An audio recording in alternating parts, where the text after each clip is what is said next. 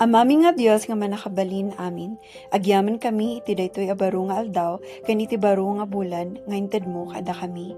Agyaman kami, taging gatata, intultuloy mo ti panangsalaknib mo, panangidalan mo, ken kinamanagayat mo iti biag mi. Apo, iti daytoy a Hunyo, itag ay miking ka, ti amin a plano, panggap, kun orayan ti puso mi.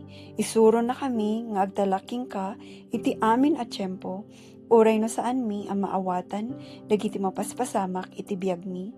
Kasko nati sa iti Salmo 37 verse 5, idatag mo, ti dalan mo iti apo, agtalek ka, met kenkwana, ket aramidan na, dayta.